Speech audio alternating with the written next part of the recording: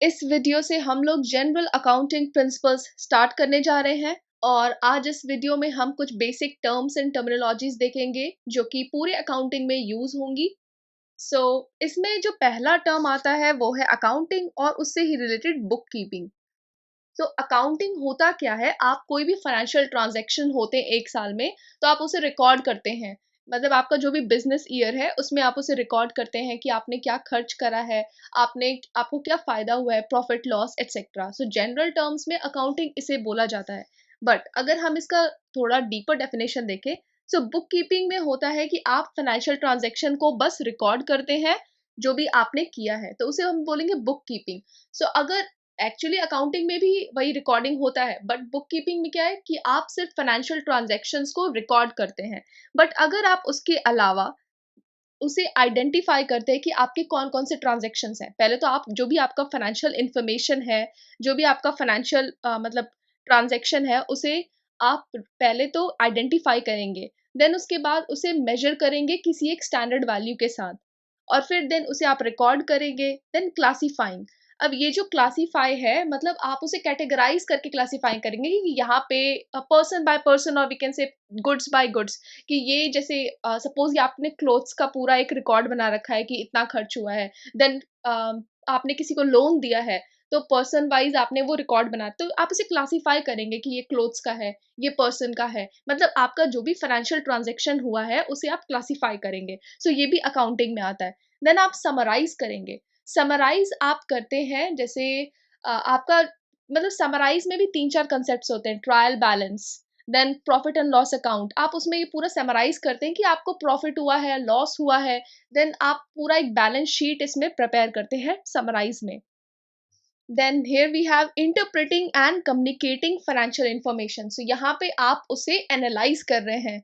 जो भी आपने अकाउंटिंग करी है उसे यहाँ पे आप एनालाइज कर रहे हैं कि आपको फायदा हुआ है, कि आपको अगर आपको लॉस हो रहा है तो आपको क्या करना चाहिए, क्या क्या स्टेप्स लेने चाहिए कि आपके बिजनेस में प्रॉफिट हो, लॉस ना हो। बुक कीपिंग आप समझ गए। Book keeping, recording of the financial transactions and information.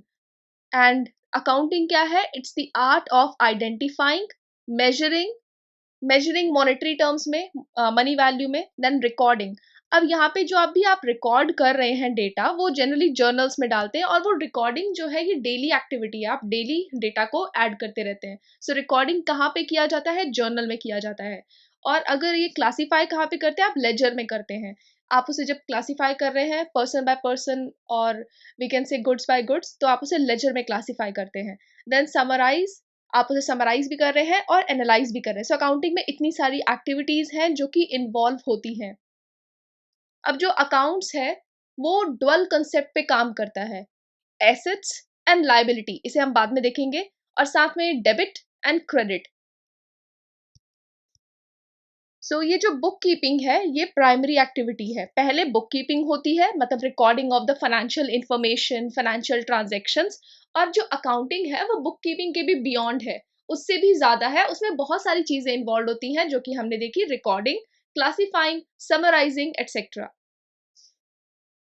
Now ये जो अकाउंटिंग है ये है सेकेंडरी एक्टिविटी। अभी हमने जैसे बताया, it starts when the book keeping ends. जहां पे बुक कीपिंग खत्म होता है, बुक कीपिंग का काम है रिकॉर्डिंग, तब अकाउंटिंग वहां से स्टार्ट होती है ना। अकाउंटिंग हमें इंफॉर्मेशन देती है हमारी कंपनी के फाइनेंशियल पोजीशन के बारे में, कि हमारी कंपनी कैसा काम कर रही है। It tells us about the financial position at the end of the accounting period. तो हमें ये अपने बैलेंस शीट को देख के पता चलता है कि हमारा बिजनेस कैसा रहा पूरे साल, हमें फायदा हुआ है, नुकसान हुआ है, वो हमें अकाउंटिंग से ही पता चलता है। और हमें कितना इनकम हुआ है। अब इनकम भी हम देखेंगे कि इनकम की डेफिनेशन क्या है टर्म्स एंड टर्मिनोलॉजीज में। इनकम हमें पता चलता है कि हमारा क्या इनकम है, वो हमें पता चलता है प्रॉफिट एंड लॉस अकाउंट से। और मैंने बताया था जहां पे हम समराइज करते हैं उसमें हम अपना प्रॉफिट एंड लॉस अकाउंट भी प्रिपेयर करते हैं और बैलेंस शीट भी प्रिपेयर होता है। नाउ ये छोटा सा डिफरेंस है बुक कीपिंग और अकाउंटिंग के बीच में। Book keeping is done on daily basis, routine. ये रूटीन एक्टिविटी है, आप डेली रिकॉर्ड करते हैं आपका फाइनेंशियल ट्रांजेक्शन। जैसे आपका बिजनेस चल रहा है, या फिर कोई शॉपकीपर है जिसका छोटा सा दुकान है, तो उसने आज क्या खर्च करा वो उसे डेली लिखता है, रिकॉर्ड करता है, तो ये हो गई बुक कीपिंग।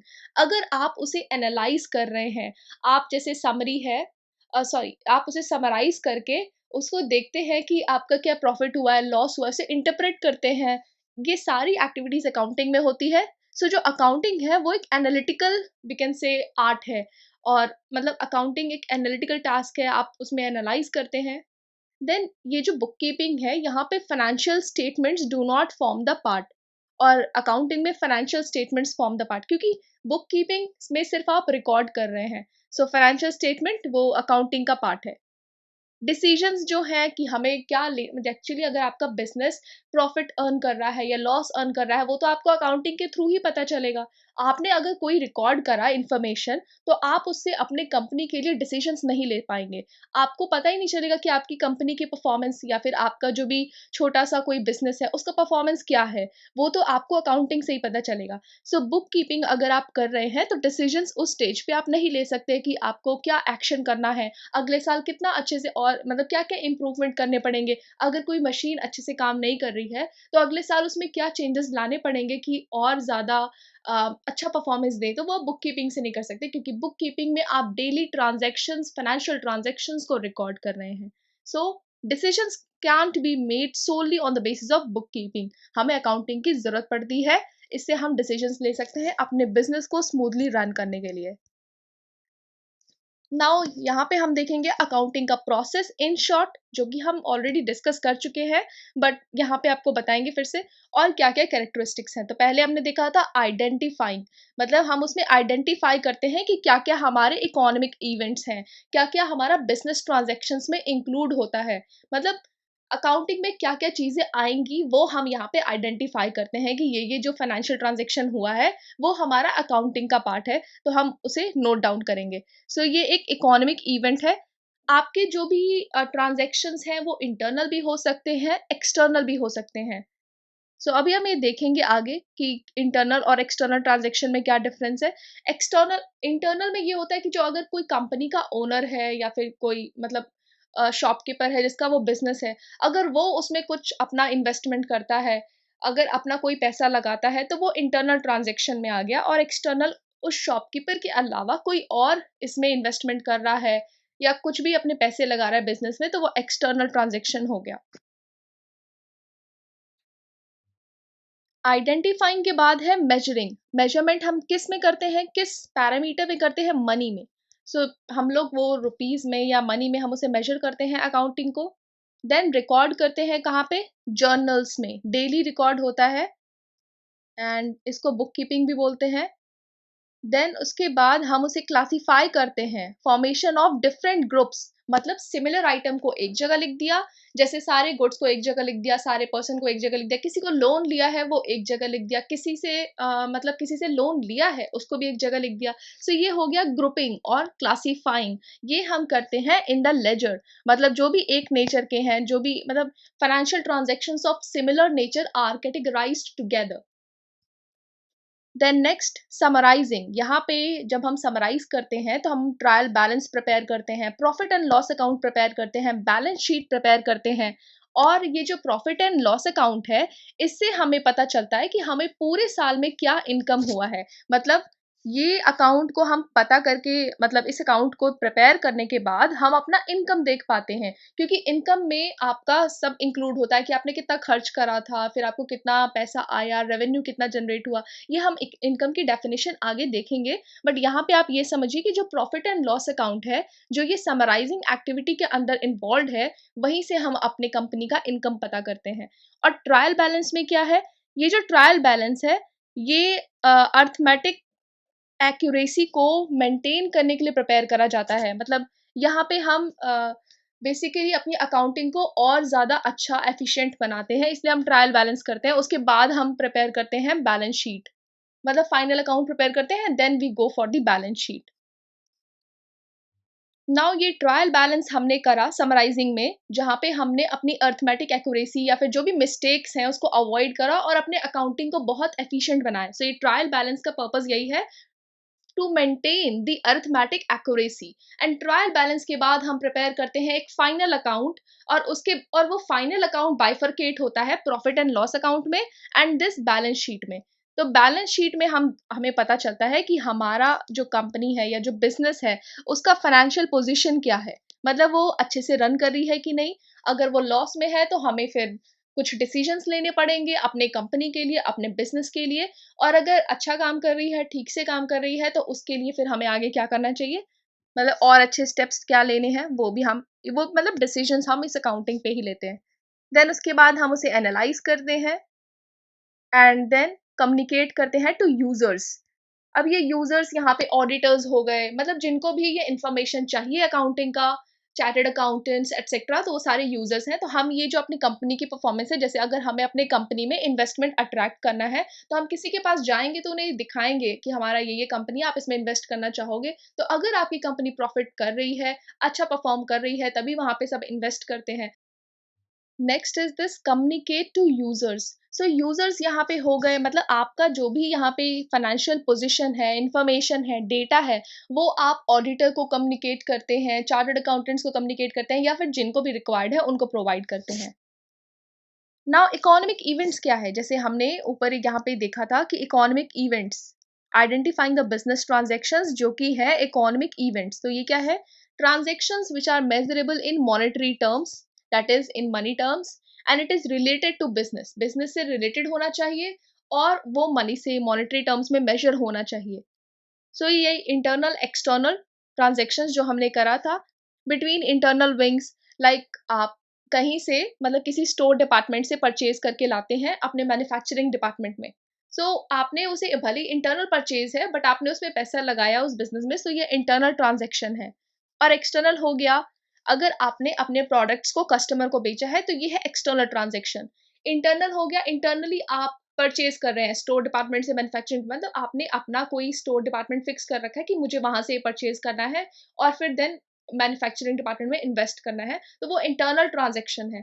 और एक्सटर्नल में हो गया, आप कस्टमर को प्रोडक्ट बेच रहे हैं, या फिर आप कोई परचेज कर रहे हैं किसी सप्लायर से, तो वो सारे एक्सटर्नल ट्रांजेक्शन, मतलब परचेजिंग एंड सेलिंग दोनों ही इन्वॉल्व है, मतलब है तो वो ट्रांजेक्शन, बट एक्सटर्नल, यहाँ पे एक्सटर्नल है वो।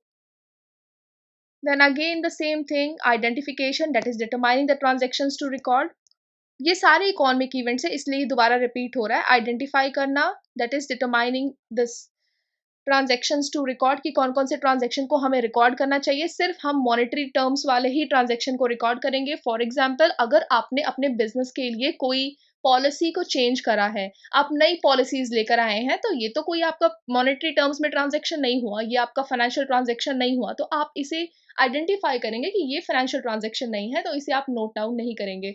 अगर आपने किसी को अपॉइंट करा है, देन अगेन वो फाइनेंशियल ट्रांजेक्शन नहीं है। लेकिन अगर आप किसी की सैलरी पे कर रहे हैं, आप बेच रहे हैं, आप खरीद रहे हैं कुछ, तो वो आपका आइडेंटिफिकेशन में, मतलब वो आप उसे आइडेंटिफाई करेंगे कि हाँ, ये ट्रांजेक्शंस को हमें नोट डाउन करने की जरूरत है। Measurement again in monetary terms, recording हम करते हैं जर्नल्स में, क्लासिफाई करते हैं सिमिलर नेचर की जो ट्रांजेक्शंस है, जो भी हमारा डेटा है उसको एक जगह पे समराइज करते हैं, then interpret again the same thing. Then अब हम देखेंगे टाइप्स ऑफ अकाउंट्स। अकाउंटिंग में जनरली, जैसे आप इसे इजीली क्वेश्चन सॉल्व कर सकते हैं अगर आपको पता हो कि किस किस तरीके के अकाउंट होते हैं। पहला है personal account, then real account, and then nominal account. Personal account फिर से डिवाइडेड है natural person, artificial person. Now ये नाम से ही लग रहा है पर्सनल अकाउंट, यहाँ पे पर्सन का इन्वॉल्वमेंट है। नेचुरल पर्सन में क्या हो जाएगा, जैसे आप, मैं, मतलब कोई भी पर्सन, यहाँ पे जैसे एग्जांपल के लिए रिया और मोहित लिया हुआ है। आर्टिफिशियल पर्सन अकाउंट में क्या आएगा, कंपनी, बैंक, ट्रस्ट, जो भी आपके फाइनेंशियल ट्रांजेक्शन्स में इन्वॉल्व है, जो कि पर्सन नहीं है, आर्टिफिशियल पर्सन में आता है, जैसे बैंक हो गए, कंपनी हो गया, कोई ट्रस्ट ने अगर आपको कुछ पैसे दिए हैं, तो ये सारे आपके आर्टिफिशियल पर्सन में आ गया, तो ये आपका पर्सनल अकाउंट में जाता है। Next is real account.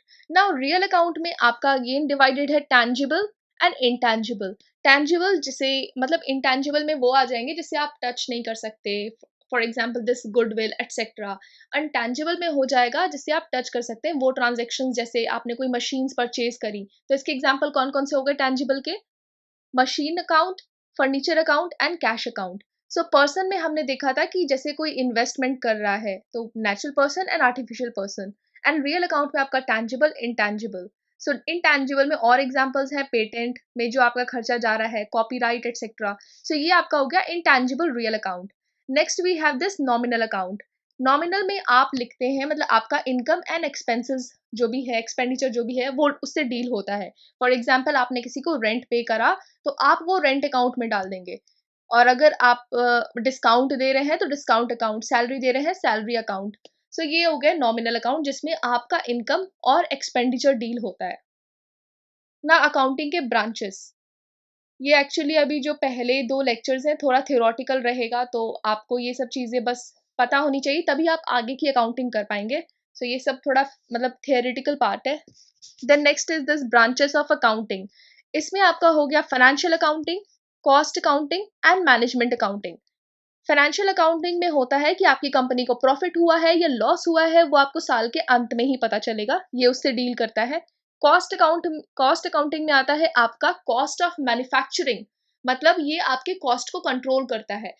कैसे, जैसे आपकी कंपनी बहुत ज़्यादा जैसे अच्छा नहीं कर रही है और आपको वो पता चलता है कि थोड़ा लॉस में चल रहा है, या फिर आप उसे जब अकाउंटिंग का बैलेंस शीट देखते हैं अकाउंटिंग करने के बाद तो आपको पता चलता है कि लॉस में चल रही है, तो आपको लगता है कि मुझे इसका कॉस्ट कंट्रोल करने की ज़रूरत है। तो ये सब जो जो भी चीज़ें हैं वो कॉस्ट अकाउंटिंग से डील करता है। मैनेजमेंट अकाउंटिंग में है helps the management in decision making, मतलब इस अकाउंटिंग में बोला जा रहा है ये जो ब्रांच है कि ये मैनेजमेंट को हेल्प करता है डिसीजन मेकिंग में। अब इसके हम ऑब्जेक्टिव्स देखते हैं।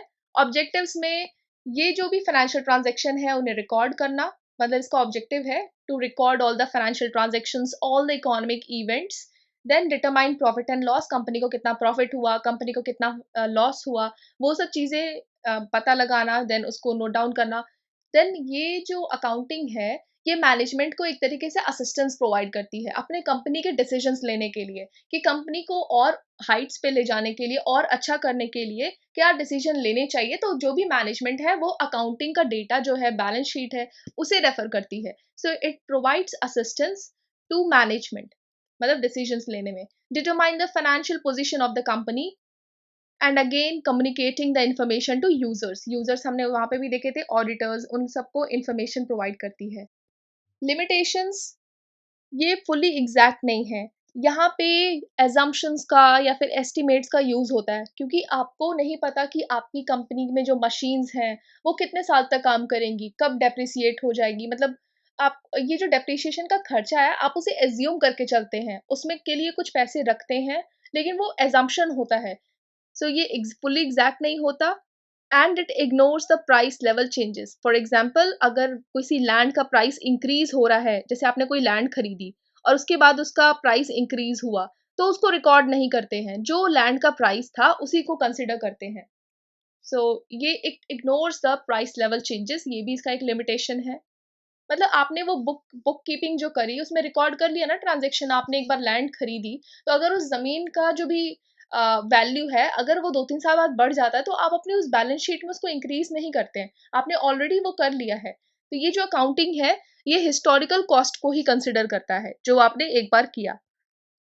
Qualitative aspect is not measured, मतलब स्टाफ की क्या क्वालिटी है ये सब मेजर नहीं करता है। Window dressing, manipulation of accounts to conceal the vital facts. Window dressing होती है अकाउंटिंग में। जैसे अगर कोई कंपनी चाहती है कि मेरे को इन्वेस्टमेंट की जरूरत है, मतलब इन्वेस्टर्स आए, तो इन्वेस्टर्स को अट्रैक्ट करने के या किसी भी पर्सन के पास जाती है तो उनको ल्योर करने के लिए बोलती है कि आप मेरी कंपनी में इन्वेस्ट करिए, ये बहुत अच्छा परफॉर्म करती है। उनको अपना डेटा, मतलब वो जो बैलेंस शीट है उसको शो करती है, और वहाँ पे पता चलता है कि अरे इसको तो बहुत ज़्यादा प्रॉफिट हो रहा है, तो वो इन्वेस्टर जो है उसमें इन्वेस्ट करना चाहेगा। लेकिन फैक्ट क्या है, वो कंपनी लॉस में चल रही थी। तो हेरा फेरी करके जो भी यहाँ पे ओनर है अपना बैलेंस शीट चेंज कर सकता है, और वो होती है विंडो ड्रेसिंग।